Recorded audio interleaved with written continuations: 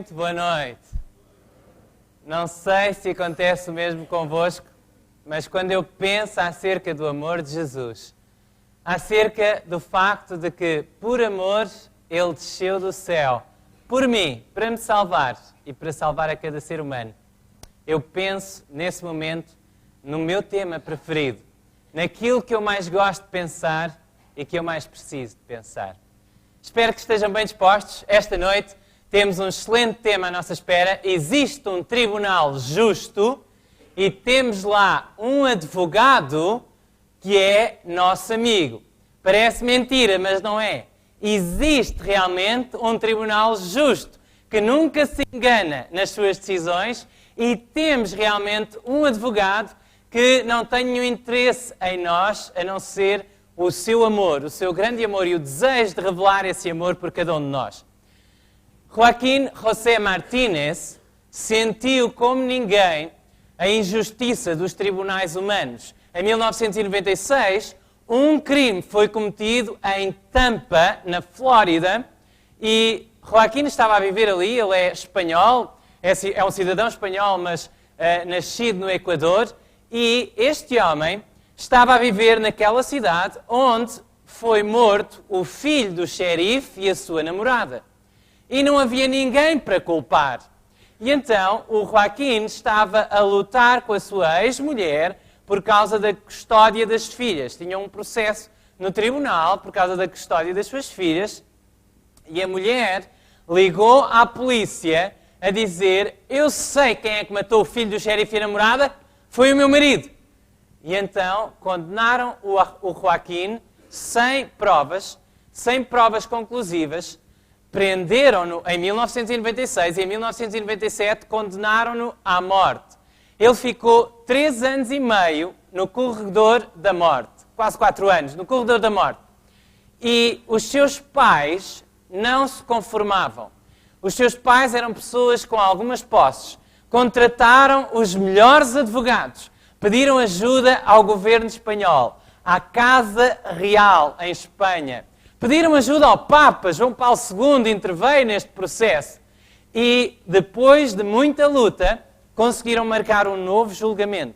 Não havia provas conclusivas. Não havia sequer vestígios do ADN de Joaquín naquele sítio, no sítio do crime. Não havia sequer ADN das vítimas. Ninguém sabia muito bem o que é que tinha acontecido. E provaram que o Joaquín não tinha razão nenhuma pela qual justificasse que ele fosse condenado. Não havia razão nenhuma que justificasse que ele fosse condenado. E então ele foi solto. Em 2001 voltou para a Espanha. O pesadelo terminou. E ele fundou uma ONG. E hoje em dia viaja pelo mundo inteiro a falar às pessoas contra a pena de morte.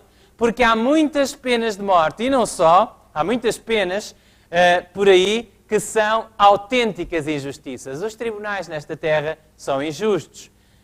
Joaquín foi injustiçado. E Jesus também. Estes dois autores, James Montgomery Boyce e Philip Graham Ryken, escreveram um livro que eu tenho em minha casa, Jesus on Trial, Jesus a ser julgado, ou o juízo de Jesus, ou o julgamento de Jesus, que foi editado primeiramente em 2002 e agora há uma reedição de 2009. E eles encontraram estudaram este assunto do julgamento de Jesus em profundidade e encontraram várias incoerências no processo. A primeira é que a prisão e julgamento de Jesus ocorreu à noite. E de acordo com a lei judaica e a lei dos tribunais judaicos no primeiro século, isto não poderia acontecer. Foi usado um traidor para capturar Jesus. Isto também não poderia acontecer. Reparem, a mulher de Joaquín acusou porque lhe interessava. Judas tinha um interesse e acusou Jesus. Então foi usado um traidor para capturar Jesus. A ausência de uma acusação formal, não houve nenhuma acusação formal, não houve nenhum assunto claro e nítido do qual acusassem Jesus. Quarto ponto, a duração do processo. Tudo foi acelerado para que num só dia ele fosse preso, ele fosse condenado e ele fosse executado. A intervenção do sumo sacerdote. O sumo sacerdote, pela lei, não poderia intervir num assunto assim, num caso assim. A falta de uma defesa. Ninguém defendeu Jesus. Não havia advogado de defesa neste julgamento. e um veredicto completamente injustificado. Jesus foi julgado aparentemente em 6, quando estudamos Evangelhos, o mais coerente é acreditar que ele foi julgado em 6 momentos distintos. Primeiramente, ele foi preso no Getsémani e foi arrastado até a casa de Anás, sogro de Caifás. Anás era o sumo sacerdote cessante. Ainda estava vivo, portanto era muito respeitado, mas já tinha muitos cabelos brancos. Caifás era o sumo sacerdote legal naquele ano, mas primeiro levaram-no à casa de Anás e foi aí que Jesus recebeu a primeira bofetada de um soldado. Depois Jesus foi levado até a casa de Caifás e ali foi interrogado novamente e foi tratado com violência novamente. Depois, quando amanheceu, eles não poderiam ter feito aquilo que fizeram-no, mas não era legal terem reunido o Sinédrio antes de amanhecer. O Sinédrio era o órgão judicial máximo da nação judaica. Então, quando amanheceu, reuniram de novo o Sinédrio, interrogaram de novo Jesus e maltrataram-no, bateram-lhe de novo. E então depois levaram Jesus amarrado até ao palácio do governador romano em Jerusalém, que era Pôncio Pilatos. Aí Jesus foi novamente interrogado por Pilatos, possivelmente terá sido açoitado logo nesse momento e depois uma segunda vez no segundo interrogatório, mas antes do segundo interrogatório de Pilatos, Jesus ainda foi arrastado até ao palácio de Herodes. Herodes estava em Jerusalém, ele era o governador da Galileia, e Herodes, com os seus soldados, escarneceram de Jesus. Herodes queria que ele fizesse um milagre, pediu-lhe para fazer um milagre. Há pessoas assim, gostam de ver milagres a acontecer. E Herodes queria ver uma coisa espetacular. E então, pediu a Jesus que fizesse um milagre e Jesus não lhe respondeu, não lhe disse absolutamente nada. Há coisas que não vale a pena responder. E então, Herodes vestiu com uma roupa resplandecente e gozaram com ele Herodes e os seus soldados. Depois foi arrastado novamente para o palácio de Pilatos. E aí, sem sombra de dúvida, Jesus foi açoitado, foi flagelado com um flagrum, um chicote romano, com pedaços de metal ou pedaços de osso. As suas costas foram rasgadas e aí foi condenado à morte e foi crucificado depois. Durante o processo, aconteceu algo que estava profetizado por Isaías, tinha sido profetizado 700 anos antes. A Bíblia diz-nos em Isaías 53, verso 8, da opressão e do juízo foi tirado. Palavras que indicavam que o juízo de Jesus seria algo injusto. Pela transgressão do meu povo foi ele atingido. E a profecia dizia também que ele suportaria isso tudo em silêncio. Ele foi oprimido, mas não abriu a sua boca. Como cordeiro foi levado ao matadouro. E como a ovelha muda perante os seus tosqueadores, ele não abriu a sua boca. Jesus, a Bíblia diz-nos, passou a maior parte dos interrogatórios em silêncio. No entanto, quando Caifás o interrogou naquela madrugada, aconteceu algo extraordinário. Jesus permanecia em silêncio, mas houve um momento que Jesus não pôde mais conter o silêncio. Leiam comigo. E levantando-se o sumo sacerdote, disse-lhe: não respondes coisa alguma ao que estes te põem contra ti. Apresentaram-se muitas testemunhas falsas que o sumo sacerdote e os outros sacerdotes tentaram encontrar, e os anciãos e escribas tentaram encontrar testemunhas falsas, e todas diziam coisas acerca de Jesus, mas o testemunho não batia certo, dizem os evangelhos. E o sumo sacerdote, Caifás, perguntou-lhe: então, não respondes nada? Caifás estava a prever.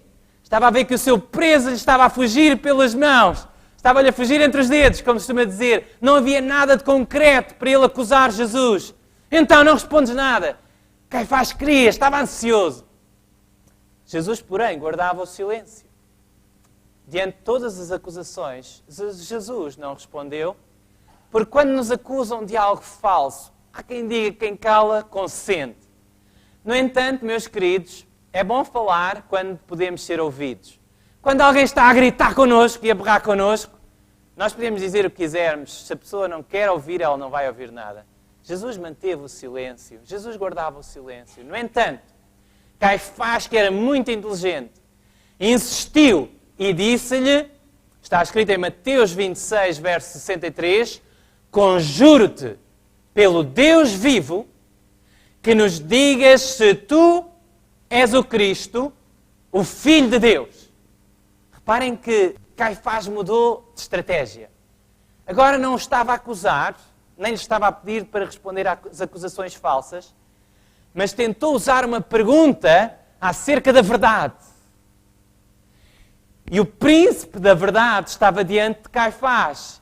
E Jesus não podia mentir quando o sumo sacerdote da nação israelita lhe fez uma pergunta direta. Jesus, que era um judeu, era Deus feito homem, mas era também um cidadão judaico, um cidadão israelita, era um homem israelita, um membro daquele povo de Israel. Ele disse a verdade diante de Caifás, não escondeu, e respondeu, disse-lhe Jesus, tu o disseste. Digo-vos, porém, que vereis em breve o Filho do Homem, assentado à direita do poder e vindo sobre as nuvens do céu. Todos os homens naquela sala perceberam naquele momento aquilo que nós, leitores deste tempo, não conseguimos perceber logo. Eles conheciam as profecias da Bíblia. Eles sabiam aquilo que Jesus estava a referir. Nós lemos este texto e pensamos na segunda vinda, e sim, está correto. Jesus virá nas nuvens do céu, foi o que Jesus prometeu, buscar os seus escolhidos. Mas Jesus estava a citar um texto que fala acerca de algo que deve acontecer antes dessa vinda. Nós lemos ontem o texto da profecia de Daniel, capítulo 7, verso 13, quando Jesus e o Pai estão no lugar santíssimo. Em 1844, Jesus entrou no lugar santíssimo e Daniel descreve este episódio nesta visão, desta forma. Eu estava olhando nas minhas visões da noite e eis que vinha nas nuvens do céu um como o Filho do Homem. E dirigiu-se ao ancião de dias e o fizeram chegar até ele. Então Daniel vê Jesus, o Filho do Homem. Um semelhante ao Filho do Homem era Jesus a vir ao ancião de dias, a vir à presença de Deus Pai no lugar santíssimo. Diz-nos a profecia de Daniel que os tronos tinham sido lá colocados e que Deus Pai sentou-se e em seguida veio Jesus até ele nas nuvens do céu e foi-lhe dado o domínio e a honra e o reino para que todos os povos, nações e línguas o servissem. O seu domínio é um domínio eterno que não passará e o seu reino tal que não será destruído. Está escrito em Daniel capítulo 7, verso 14. A Bíblia diz-nos no livro de Daniel que os livros no céu em 1844 se abriram. Como vimos ontem, a profecia das 2300 tardes e manhãs estava correta. Os livros abriram-se, começou o juízo e Jesus entrou no lugar santíssimo do santuário celestial. Naquele dia do julgamento de Jesus, quando Jesus disse a Caifás, vereis em breve o Filho do Homem sentado à direita do poder e vindo nas nuvens do céu, Caifás olhou para o rosto de Jesus. Caifás percebeu a verdade que Jesus lhe estava a dizer. Caifás rasgou as suas roupas. Era um ato em que, quando em Israel uma pessoa sentia muito terror ou horror por alguma coisa, ou perdia um ente querido, rasgava as suas roupas. Caifás rasgou as suas roupas, mas como sumo sacerdote, a lei levítica dizia que ele não podia fazer isso. Ele rasgou as suas roupas, mas não foi horrorizado por uma blasfémia. Ele rasgou as suas roupas porque a sua consciência estava-lhe a dizer, isto é verdade. Estás a ver o Filho de Deus à tua frente e não o queres conhecer. Será que Jesus está a falar hoje contigo? E tu não o queres aceitar? Eu espero que não, meu amigo. Eu espero que tu e eu possamos hoje aceitar Jesus como a nossa única esperança. A Bíblia diz-nos que Jesus a sofrer, Jesus a sangrar, Jesus abandonado pelos seus discípulos, Jesus rejeitado por todos, era e é o Rei do Universo, o Filho de Deus, e o cristianismo é assim. Nesta terra, os verdadeiros crentes, os verdadeiros seguidores de Jesus, nesta terra sofrem, nesta terra são perseguidos, nesta terra parecem pessoas que não têm muita inteligência, porque acreditam que Deus se fez homem para morrer por eles numa cruz. Parecem pessoas mais tristes, mais pobres, menos interessantes, menos na moda. Mas na realidade um dia, o quadro vai inverter-se. Jesus que estava a ser julgado, Jesus que era o réu, um dia seria o juiz. Um dia, e esse dia já chegou. A Bíblia diz-nos, o apóstolo Pedro disse, e está escrito em Atos, capítulo 10, verso 42, Ele é o que por Deus foi constituído juiz dos vivos e dos mortos. Jesus é o juiz de toda a raça humana. Porquê o juízo? Porquê um julgamento ou um juízo no céu? Porquê a justiça? Porquê um tribunal no céu? Poderíamos dizer assim, um tribunal divino. Porquê? Porquê que Deus nos vai julgar? Bom, para vos dar uma resposta bíblica, reparem bem no que vamos ver, tudo está na Bíblia. Para vos dar uma resposta bíblica, porque o juízo? Porque na Bíblia a justiça de Deus são boas notícias. A justiça de Deus na Bíblia são boas notícias, reparem. A resposta da Bíblia a esta questão é maravilhosa. Num julgamento existe uma acusação contra alguém. E a Bíblia diz que há alguém que é o acusador. Diz-nos a Bíblia, ouvi uma grande voz no céu que dizia: agora é chegada a salvação e a força e o reino do nosso Deus e o poder do seu Cristo. Diz Apocalipse, capítulo 12, verso 10. Está a falar acerca da morte de Jesus e daquilo que a morte de Jesus alcançou para vocês e para mim, para toda a humanidade, porque já o acusador de nossos irmãos é derrubado, o qual diante do nosso Deus os acusava de dia e de noite. De acordo com a Bíblia, existe um acusador, sim ou não? Existe um advogado de acusação, sim ou não? Que os acusava dia e de noite, Satanás e os seus demónios. Tentam-te a ti e tentam-me a mim. Tentam-te a fazer coisas erradas e tentam-me a mim a fazer coisas erradas. Tentam-nos a cair nos poços profundos do pecado, para depois virem ter connosco e nos dizerem: és uma miséria, olha para o que tu fizeste, és sempre a mesma coisa, nunca vais mudar, vais ser sempre o mesmo miserável a vida toda. Magoaste outra vez a tua mulher, falaste outra vez mal para aquela pessoa, enganaste outra vez o outro, tu és uma miséria. Primeiro tentam-nos a pecar, depois acusam-nos. Mas as boas notícias são que na cruz Jesus já derrotou Satanás. Jesus mostrou as suas mentiras. Se tu vieres aos pés da cruz do Calvário, se tu pedires a Jesus perdão, se tu lhe entregares o teu coração, Satanás é derrotado. A Bíblia diz que Jesus se manifestou para destruir as obras do diabo. Ele é derrotado. Podes dizer, quando Satanás te fizer sentir culpado, se tu confessaste o teu pecado, se pediste perdão a Deus, podes dizer: é verdade, eu sou culpado, eu errei muito, mas Jesus verteu o seu sangue por mim naquela cruz e agora Satanás será derrotado para sempre. Eu sou um novo filho de Deus, sou um homem novo, uma mulher nova, um filho de Deus perdoado e salvo pela graça. As testemunhas no tribunal do céu são nossos amigos. Jesus disse em Mateus capítulo 18, verso 10, vede, não desprezeis algum destes pequeninos, porque eu vos digo que os seus anjos nos céus sempre veem a face de meu Pai que está nos céus. Então, existem testemunhas no céu, sim ou não? A profecia de Daniel 7 dizia-nos, nós lemos ontem, que os livros abriram-se diante de milhares e milhares e milhões de anjos. Eles são as testemunhas neste grande juízo, neste grande julgamento celestial.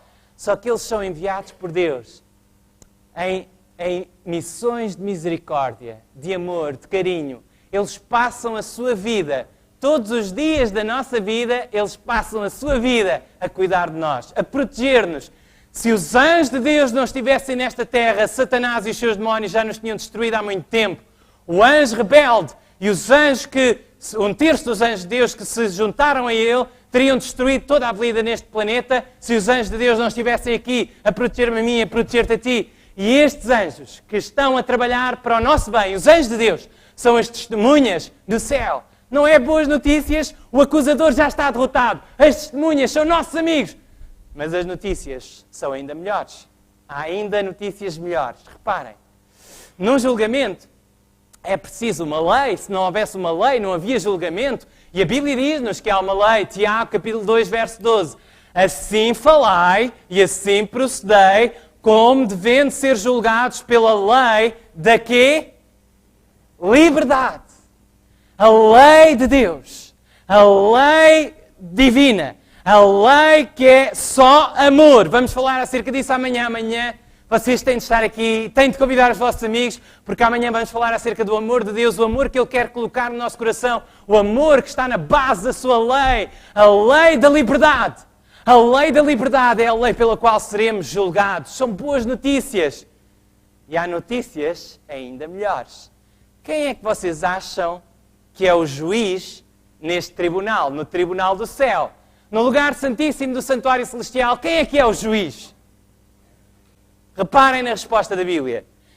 E também o Pai a ninguém julga.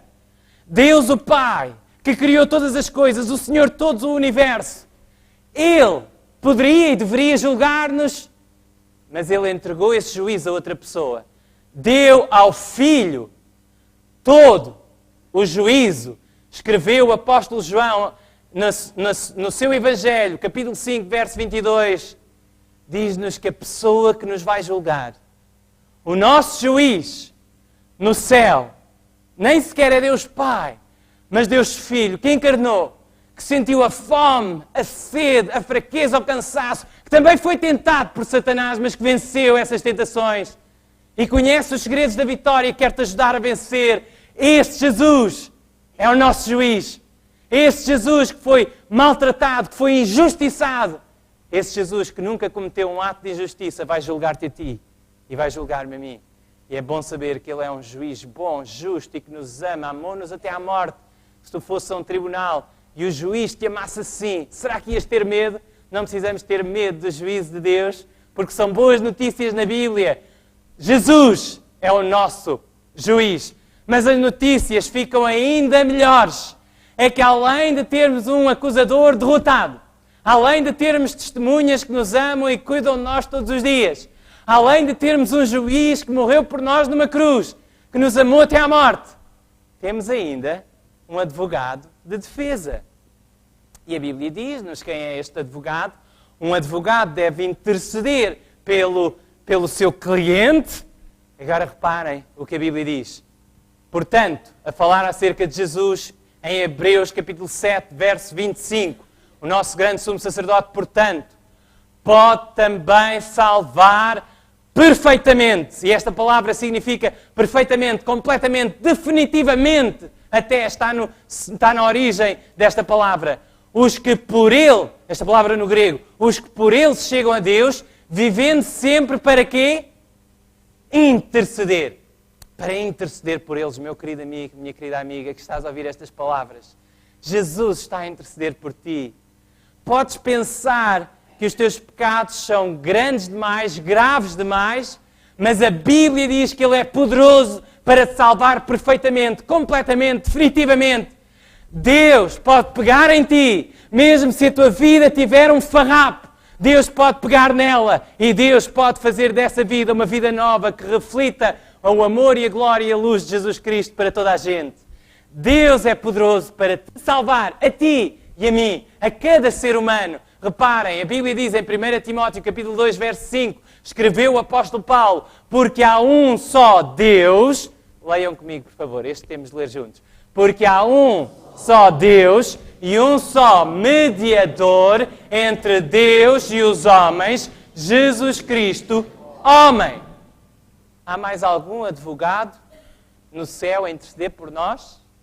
Há mais algum mediador entre Deus e os homens? Não?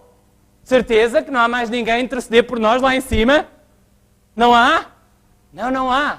A Bíblia diz que há um só Deus. Eu sei que talvez por tradição, alguém que esteja a ouvir estas palavras e que por tradição lhe foi ensinado algo diferente. Mas deixa-me dizer-te, mesmo que não seja agradável para alguns ouvir estas palavras, são as palavras da Bíblia. E eu não posso dizer outra coisa, pois não? Eu não posso dizer uma coisa contrária à palavra de Deus. E a palavra de Deus diz que há um só mediador. Há só uma pessoa a interceder por nós. Não preciso de acender velas a mais ninguém. Nem a Jesus. Só preciso de confessar os meus pecados e Ele perdoa-me pelo seu sangue. Ele é o único que morreu por mim naquela cruz. Ele é o único intercessor, o único mediador entre Deus e os homens. Jesus Cristo, homem, o nosso advogado de defesa. Reparem como João, na sua primeira epístola, escreveu: meus filhinhos. Uma expressão de amor. João tinha o amor de Jesus no coração. meus filhinhos, estas coisas eu vos escrevo, para que não pequeis, diz João, da sua primeira epístola, 1 João capítulo 2, verso 1, perdão. 1 João capítulo 2, verso 1, meus filhinhos, estas coisas vos escrevo, para que não pequeis. E se alguém pecar, temos o quê? O que é que está ali escrito? Temos um advogado para com o Pai, Jesus Cristo, o justo. Ele é a propiciação pelos nossos pecados e não somente pelos nossos, mas também pelos de todo o mundo. Diz o verso 2, eu gosto desta palavra, eu gosto deste verso. Diz por todo o mundo. Jesus morreu por todas as pessoas do mundo, mesmo aquelas que não vão aceitar, mesmo aquelas que um dia vão ficar separadas de Deus eternamente, vão morrer para todo sempre, porque não quiseram aceitar o perdão de Deus. Mesmo por essas Jesus morreu. Jesus morreu por ti e por mim. Será que não vale a pena aceitar o seu sacrifício esta noite? Aceitar o seu sacrifício e aceitá-lo a Ele como o nosso único advogado, o nosso único intercessor. Colocar o nosso caso nas suas mãos. Não há melhor advogado em todo o universo. A Bíblia diz, o homem de muitos amigos deve mostrar-se amigável. Mas há um quê? Há um quê? Um amigo mais chegado do que um irmão. Provérbios, capítulo 18, verso 24, diz-nos que há um amigo. Jesus é nosso quê? Nosso amigo. Há um advogado no céu, que é nosso amigo, é teu amigo e meu amigo. Quando o advogado é nosso amigo, quando o juiz é o nosso melhor amigo, quando as testemunhas são nossos amigos e o advogado da acusação já está derrotado, são boas notícias ou não? Não acham que são boas notícias? Não achas tu que estás lá em casa que são boas notícias? São boas notícias. Os juízos de Deus são boas notícias. Se Deus não julgasse, isso seriam más notícias. Se Deus permitisse que homens assassinassem os outros sem problemas de consciência, que matassem por poucos euros pessoas idosas, como aconteceu recentemente em Portugal, se Deus permitisse que pequenas crianças fossem violadas vezes sem conta, e aqueles que o fazem nunca se arrependem, mas até ao fim da sua vida continuam a fazê-lo, se Deus permitisse que todo o mal neste mundo terminasse assim, sem um juízo no final, será que Deus era justo? Não. Os juízos são boas notícias. Deus é justo e vai julgar. Os juízos só são más notícias para quem não se quiser arrepender. Eu li uma história há algum tempo atrás, não sei se é verídica, mas ilustra uma verdade muito poderosa. A história de dois irmãos, um era um cidadão de grande respeito na sua cidade e um era um homem que era um criminoso. E esse criminoso, numa cidade, há muitos anos atrás, conta a história, que matou um homem. E, como matou esse homem, foi preso e foi condenado à morte. Agora, o irmão era um homem tão respeitado na sociedade e naquela cidade em particular, que foi ter com o governador da cidade e pediu-lhe o perdão para o seu irmão. E o governador, não por consideração para com o criminoso, mas para consideração para com o irmão do criminoso, que era uma excelente pessoa, ofereceu-lhe o perdão. E o irmão do criminoso pegou no perdão, entrou na prisão e começou a falar com o seu irmão. E disse-lhe, irmão, que coisa que te aconteceu? Estás aqui, neste sítio horrível. O que é que tu fizeste? Começou a falar e a queixar-se tudo e todos. E ele disse, olha, se hoje te oferecessem o perdão, se hoje pudesses sair desta prisão, o que é que tu fazias? E ele respondeu, primeiro matava o juiz e depois matava a principal testemunha da acusação. Acham que este homem se arrependeu? Passou por uma grande transformação naquela prisão? Não! Reparem, os juízos só são más notícias para quem não se quiser arrepender. Porque a Bíblia diz, todos havemos de comparecer ante o tribunal de Cristo. Há um tribunal no céu e todos devemos comparecer ante esse tribunal. O nome de todos é citado, diz Romanos capítulo 14, verso 10. E o verso 12 diz, de maneira que cada um de nós, o que é que fará? Dará conta de si mesmo a Deus. O caso de cada um é examinado no céu. Cada um de nós deve ir ao tribunal divino. Quando é que isso acontecerá? A Bíblia responde. A Bíblia diz-nos, em Apocalipse, capítulo 22, verso 12, que Jesus, quando voltar nas nuvens do céu, já traz a recompensa, a sentença já foi dada. E eis que cedo venho, diz Jesus, e o meu galardão, a minha recompensa, está comigo, para dar a cada um segundo a sua obra. Jesus, quando sai do lugar santíssimo celestial, no momento em que acabar de interceder pela raça humana, nesse momento em que ele voltar a esta terra, e vimos que as profecias dizem-nos que isso está quase a acontecer, nesse momento, o caso de cada um, o teu caso e o meu caso, o teu caso e o meu caso, já vão estar decididos. Porque o galardão vem com ele, para dar a cada um segundo a sua obra. Então, se quando Jesus voltar, já está tudo decidido, quando é que acontece o juízo de cada um de nós? Quando é que será? E a Bíblia responde-nos. Ontem nós vimos que pela profecia dos 2300 dias proféticos, Daniel 8, verso 14, que esta profecia revela que desde 1844, no final exatamente desta profecia, deste período profético, o último período profético, que a Bíblia apresenta em Apocalipse capítulo 10 diz-nos que não haveria mais um tempo profético em toda a história. Jesus está quase a voltar, a última profecia cumpriu-se, a última profecia de tempo cumpriu-se. E aqui está, em 1844, Jesus entrou no lugar santíssimo do santuário celestial. O que é que Jesus está a fazer no lugar santíssimo do santuário celestial? Eu prometi ontem que ia responder essa pergunta. Aqueles que estiveram aqui ou que assistiram podem lembrar-se o que é que ele está a fazer. O santuário, ontem eu falei isto muito rápido, vamos agora por partes e calmamente ver se todos compreendem. O santuário ou o tabernáculo israelita era uma tenda no deserto que Deus mandou Moisés construir para que Deus pudesse manifestar a sua presença no meio do povo. Quando entrávamos, a primeira coisa que era vista era o altar dos holocaustos, onde era queimado o cordeiro que era sacrificado todas as manhãs e todas as tardes, ou quando alguém cometia um pecado. E nós vimos que este altar simbolizava a cruz, onde o Cordeiro de Deus que tira o pecado do mundo morreu por nós. Depois havia uma pia com água, uma pia de bronze com água, onde os sacerdotes lavavam as suas mãos, era feita uma purificação das mãos e dos pés dos sacerdotes com água, antes deles entrarem no lugar santo do santuário. E então vimos que isto simboliza a cruz. Jesus morreu nesta terra, o pátio exterior era um símbolo da terra, Jesus morreu na terra na cruz, Jesus foi batizado com cerca de 30 anos, foi batizado nas águas do Jordão, foi batizado, e também aqueles que creem no sacrifício de Jesus são batizados. Quem crer e for batizado será salvo. É um símbolo do percurso de Cristo e do percurso do cristão. E depois do batismo, Jesus, depois do seu ministério terrestre, entrou no lugar santo.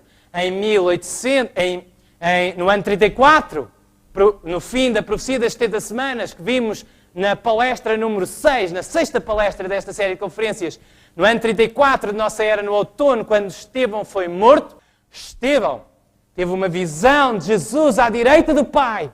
Aquilo que Jesus tinha dito a Caifás: vereis em breve o Filho do Homem assentado à direita do poder. Jesus assentado à direita do poder. O lugar santo, símbolo do santuário que existe no céu. Tinha 3 móveis. Alguns, tenho um professor meu, que vê nos 3 móveis uma representação da Trindade. Este móvel, que estava do lado norte e do lado norte na Bíblia, Salmo 48, diz-nos que é o lado do Monte Sião, do trono de Deus.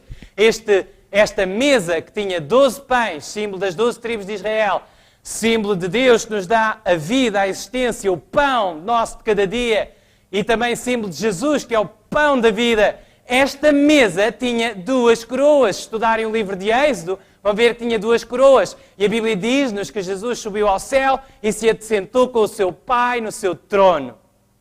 Então, alguns veem aqui uma representação do trono de Deus Pai, onde Jesus, enquanto ser humano, se sentou, mas também aqui uma representação da intercessão de Cristo. A Bíblia diz-nos que o altar do incenso é uma representação da intercessão de Jesus, quando tu e eu confessamos os nossos pecados, quando tu e eu nos arrependemos por causa de Jesus estar a interceder por nós, com as suas mãos feridas no céu, Deus tem todo o direito de nos perdoar, Deus silencia as acusações de Satanás, porque Jesus está a interceder por nós continuamente. Havia sempre incenso a arder aqui, Jesus está sempre a interceder por nós. E havia um terceiro móvel que podemos pensar talvez como símbolo do Espírito Santo. A Bíblia diz-nos que Jesus é a luz do mundo, mas também que Jesus habita nos seus seguidores através de um Espírito de luz e verdade, que é o Espírito Santo. O candelabro era alimentado pelo azeite, e o azeite na Bíblia é um símbolo do Espírito Santo. E então, neste compartimento no deserto, havia este compartimento, havia esta tenda, símbolo, vimos ontem, do santuário que está no céu, e neste compartimento Jesus durante 1800 anos intercedeu por nós, para perdoar os nossos pecados, apresentou o seu sangue em nosso favor. Mas Deus não vai suportar para sempre o mal neste mundo. Teria de chegar o dia em que o mal iria terminar. Teria de chegar o dia do juízo. Teria de chegar o dia em que cada um deve comparecer diante do tribunal de Deus. Não precisamos lá estar. Há livros com detalhes específicos e pormenores da nossa vida. Os anjos, não se enganam, são muito mais inteligentes e sábios e rápidos do que nós. Eles sabem tudo o que nós fizemos, tudo o que nós dissemos. E Deus conhece todos os pensamentos, todos os corações. E para que todo o universo fique esclarecido, o juízo teve de chegar. Em 1844, Jesus transitou para o lugar santíssimo. Havia 2 serviços no santuário terrestre. O serviço diário, em que cada israelita, quando cometia algo errado, tinha de sacrificar o cordeiro. O cordeiro era sacrificado à porta do santuário, daquele recinto. O sangue era levado para o pátio, era derramado no altar dos holocaustos, símbolo da morte de Jesus, onde o Cordeiro de Deus morreu por nós, mas era levado depois aquele sangue para dentro do lugar santo. É como se simbolicamente Deus estivesse a dizer, quando tu cometes algo errado, se aceitas Jesus como o teu sacrifício, como o teu substituto naquela cruz, se aceitas a morte substitutiva de Jesus, o teu pecado foi transferido de ti para o Cordeiro. E o Cordeiro levou em si mesmo os pecados para o lugar santíssimo do santuário celestial. Estão lá anotados nos livros. E então, durante o ano inteiro, os pecados do povo de Israel eram transferidos para o santuário. Era preciso então, agora, que o santuário fosse purificado. Como é que isso aconteceu? Como é que isso acontecia? Um dia por ano havia o chamado Dia das Expiações, em que o sumo sacerdote, apenas uma vez por ano, para simbolizar que Jesus iria entrar de uma vez por todas nesse lugar santíssimo e depois viria para nos buscar e nos salvar deste mundo mau. Então, uma vez por ano, o sumo sacerdote entrava nesse lugar santíssimo. Eram escolhidos 2 bodes, um bode para o Senhor, um bode para ser o sacrifício do Senhor pelo povo. Esse bode, o bode expiatório, era sacrificado e o sangue desse bode era levado para o lugar santíssimo. Era aspergido sob a tampa, o propiciatório era a tampa da arca, e aqui era aspergido o sangue diante da arca que continha a lei que o pecador tinha transgredido. E então o sumo sacerdote saía do lugar santíssimo e colocava sangue também nas pontas do altar do incenso, e então saía trazendo em si mesmo, carregando em si mesmo os pecados do povo, e colocava-os sobre a cabeça do bode, do segundo bode, o bode vivo, o bode chamado emissário. E esse bode, que a Bíblia chama o bode para Azazel, era o bode que simbolizava Satanás. Era então depois abandonado no deserto para morrer, e os pecados de todo o povo eram retirados assim do santuário e de todos os israelitas, simbolicamente, e eram enviados com aquele bode para o deserto. O que é que isto significava? significa que desde 1844 Jesus está a julgar no santuário celestial, no lugar santíssimo do santuário celestial, e desde esse momento Ele está a apagar dos registros do santuário celestial os pecados daqueles que realmente se arrependeram, que realmente lhe entregaram o seu coração. Agora podem perguntar, mas será que Deus não sabe? Deus sabe tudo. Porquê é que Deus precisa de fazer isso tudo, esse juízo todo, esses livros a abrirem-se, se Deus sabe tudo? Pois Deus sabe tudo, mas os anjos não sabem tudo. Nós, às vezes, somos muito egoístas. Pensamos no nosso mundo como o único mundo que existe no universo. Pensamos na nossa raça como a única raça inteligente que Deus criou, mas a Bíblia diz-nos que existem mundos que não caíram em pecado, e a Bíblia diz-nos que existem milhares de milhares e milhões de milhões no céu, de anjos no céu.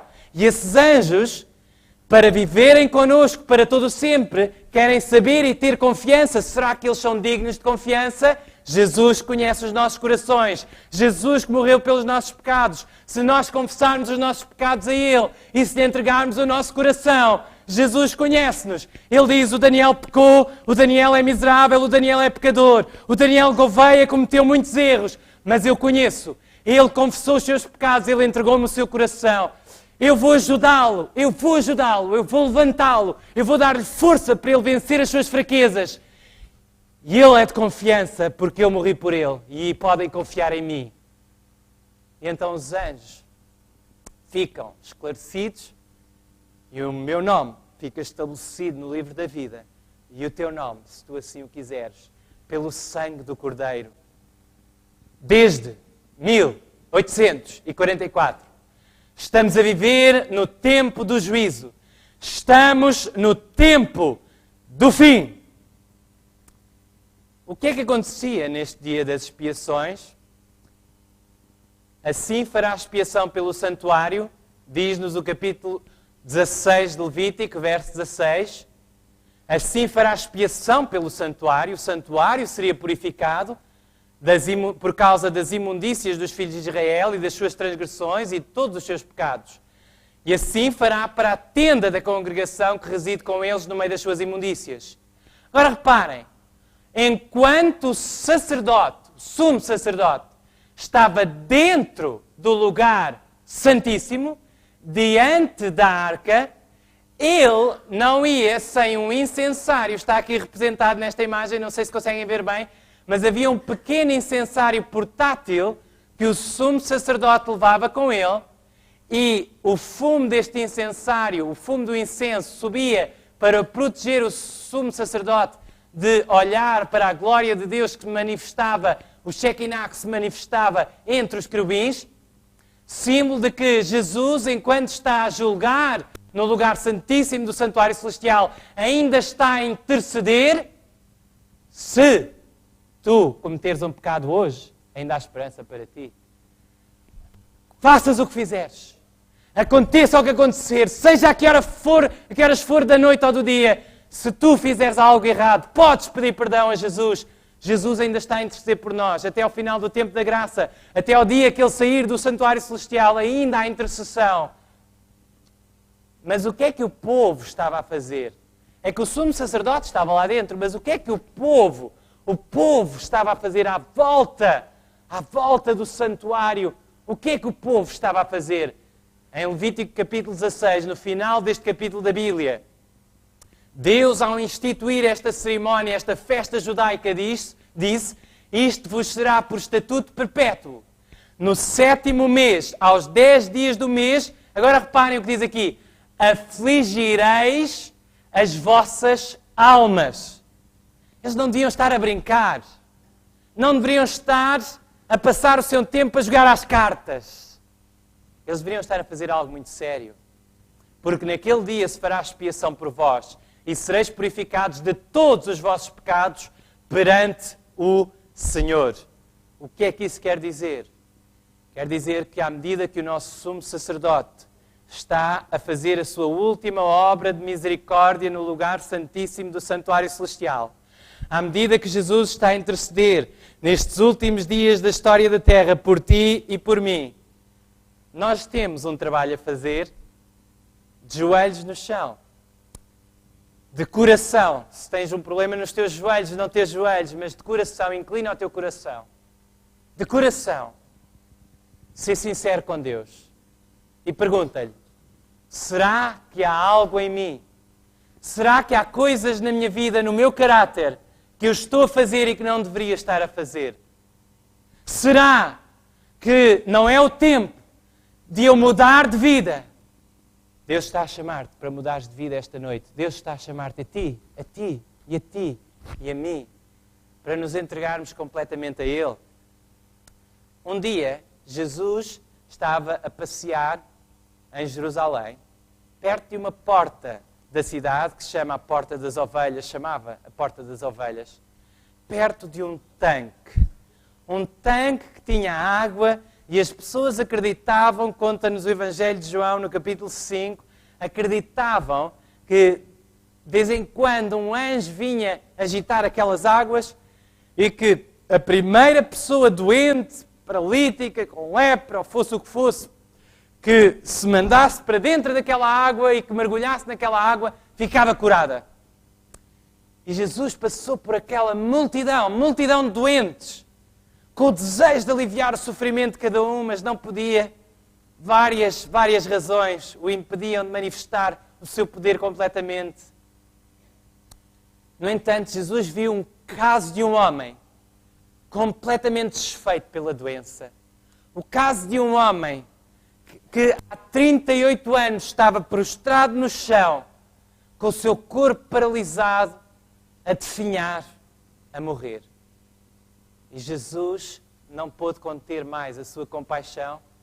E Jesus, vendo este deitado e sabendo que estava neste estado havia muito tempo, disse-lhe, queres ficar são? Queres ficar curado? Hoje Jesus faz esta pergunta a ti e a mim. Queres ficar curado? Queres ficar curado? Se estás doente, Jesus é a tua cura. Se estás culpado, Jesus é aquele que morreu pela tua culpa e que te dá a inocência esta noite. Se pedires perdão a Deus, se confessares o teu pecado, Jesus perdoa-te e aceita-te e recebe-te. Jesus ainda está a interceder por ti e por mim. Queres ficar são? Queres ter um caráter renovado? Queres espiritualmente, sobretudo e em primeiro lugar, espiritualmente, no teu caráter, ser uma pessoa de confiança para Deus e para os seus anjos? Queres ficar são? Esta é a pergunta que Jesus faz a ti e a mim. Queres ficar curado? Queres ficar são? E este homem, diz-nos a Bíblia, que começou a dizer, Senhor, eu não tenho ninguém que me leve para o tanque. E Jesus disse, levanta-te, toma a tua cama e anda. E acreditando nas palavras de Jesus, o homem deu um salto, levantou-se e ficou curado, diz a Bíblia. Porque a palavra de Jesus é tão forte, a palavra de Jesus é tão poderosa. Se Ele disse que te perdoa e te purifica, acredita nessa palavra. Se Ele disse que te cura espiritualmente, acredita nessa palavra. Acredita que és um filho, uma filha de Deus, quer vivas, quer morras nesta terra. Deus dá-te a vida eterna através do seu Filho Jesus Cristo. Podes confiar, amém? Mais tarde, Jesus encontrou este homem no templo e reparem o que Jesus disse. Eis que já estás são. Não peques mais, para que não te suceda alguma coisa pior. Esta noite, Jesus falou ao teu coração. Esta noite, Jesus está a chamar-te ao arrependimento. Jesus está a chamar-te à cruz do Calvário. Jesus está a convidar-te, entrega-me o teu caso. Eu quero ser o teu advogado, o teu juiz e o teu Salvador. Amém.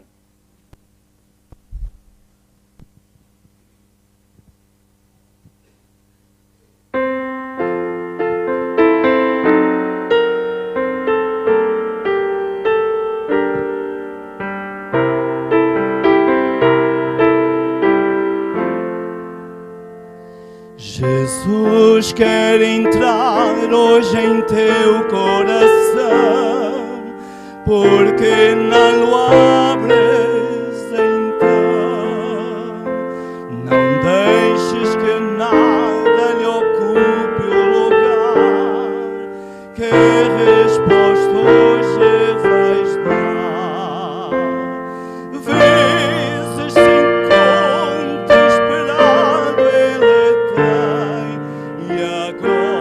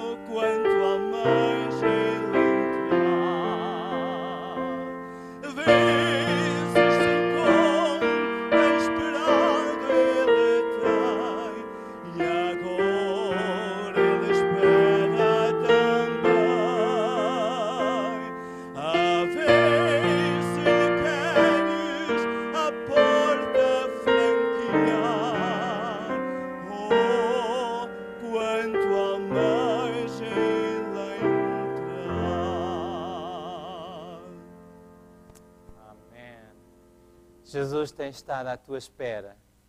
Será que hoje gostarias de lhe entregar o teu coração completamente? Será que hoje gostarias de dizer, Senhor, eu sei que não tenho sido o filho ou a filha que deveria ser para ti?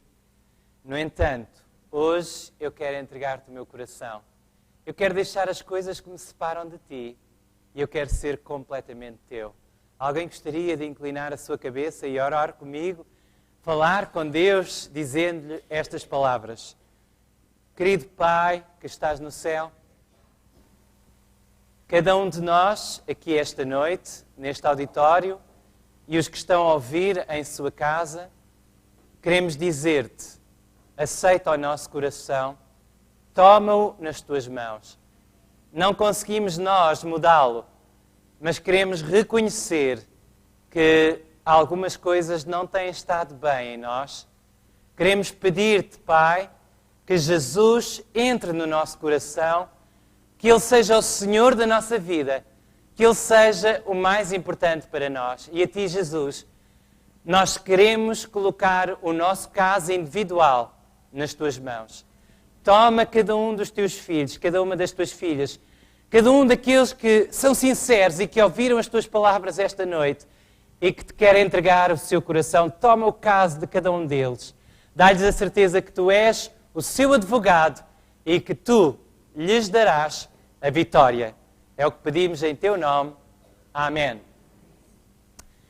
Muito obrigado pela vossa atenção. Amanhã falaremos sobre o amor de Deus. Vais ser uma pessoa nova. Deus vai colocar o seu amor dentro do teu coração. Que Deus vos abençoe. Descansem em paz nas mãos de Deus.